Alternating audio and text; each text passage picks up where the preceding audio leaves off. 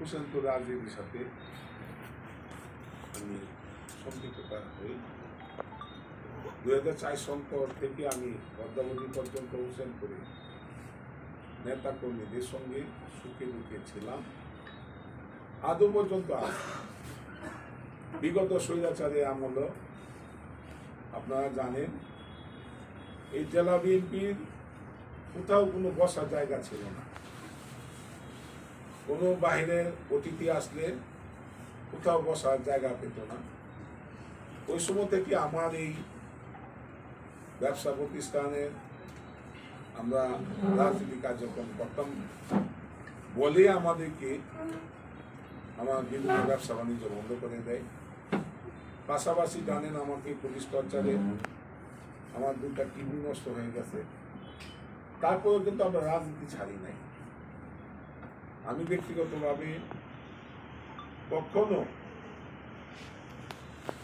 যে কোনো প্রোগ্রাম থাকতে আমি চেষ্টা করেছি হোসেনপুরের প্রোগ্রাম করতে এবং কিশোরগঞ্জের প্রোগ্রাম করতে, এবং এই প্রোগ্রাম করতে গিয়ে নিজে পুলিশের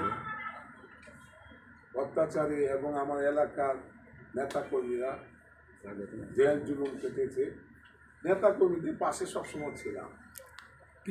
নেতা কর্মীরা যখনই জেলে গেছে তাদের পাশে ছিলাম, তাদেরকে জেল থেকে ছুটিয়ে আনা, তাদের পরিবারের খোঁজখবর নেওয়া, সবসময় চেষ্টা করেছি।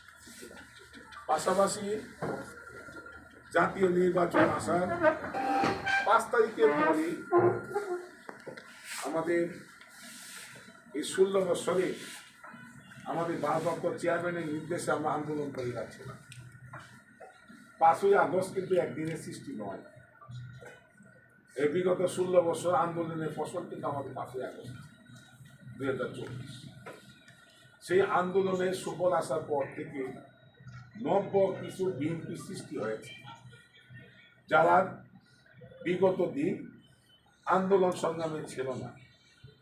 তারা এখন এমপি হওয়ার স্বপ্ন দেখতেছে।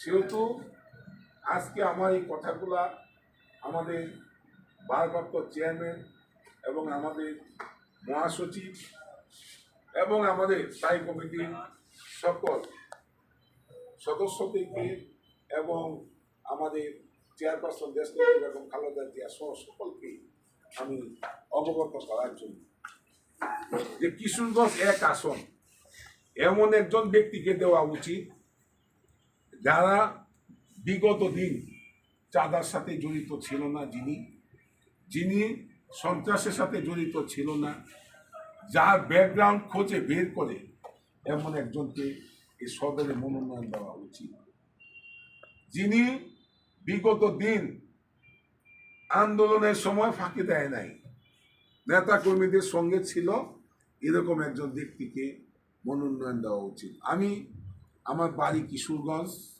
বসবাস করি, আমার ব্যবসা প্রতিষ্ঠান কিশোরগঞ্জ। স্বাধীনতার পর থেকে আমি আমার এই কিশোরগঞ্জে বসবাস করি। আমার অরিজিনাল বাড়ি হোসেনপুরের সন্তান হিসাবে আমি রাজনীতিটা সবসময় হোসেনপুরে করি।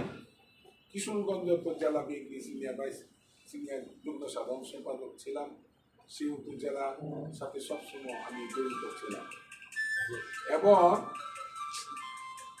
আপনারা জানেন যে বিগত আন্দোলন সংগ্রামে সবকিছু আপনাদের কাছে জানা আছে। আমি হোসেনপুর থেকে স্বাধীনতা হওয়ার পর থেকে হোসেনপুর কিন্তু আওয়ামী লীগ থেকে একজন মনোনয়ন পেয়েছিলেন, সেটি হল আমাদের আসাদুজ্জামান খান সাহেব। এছাড়া আমাদের বিএনপির জন্ম হওয়ার পর থেকে আদৌ পর্যন্ত হোসেনপুর কিন্তু কোনোদিন মনোনয়ন চায়ও নাই, কেউ মনোনয়ন পায়ও নাই।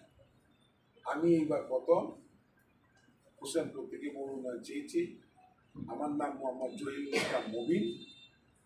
আমি সাবেক উপজেলা চেয়ারম্যান ছিলাম, সাবেক বিএনপি সভাপতি ছিলাম হোসেনপুরে, বর্তমান হোসেনপুরে আহ্বায়ক। আমি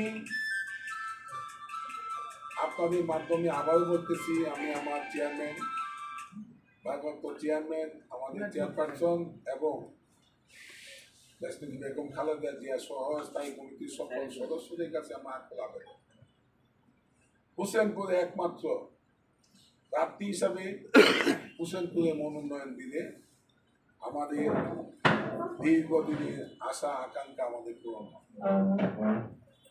এবং আমি যদি একজন ভালো মানুষ হয়ে থাকি, আমি যদি বিগত স্বৈরাচারের আমলও আমাদের এই কিশোরগঞ্জের যিনি স্থানীয় সরকার মন্ত্রী ছিলেন, বাংলাদেশ আওয়ামী লীগের সাধারণ সম্পাদক ছিলেন,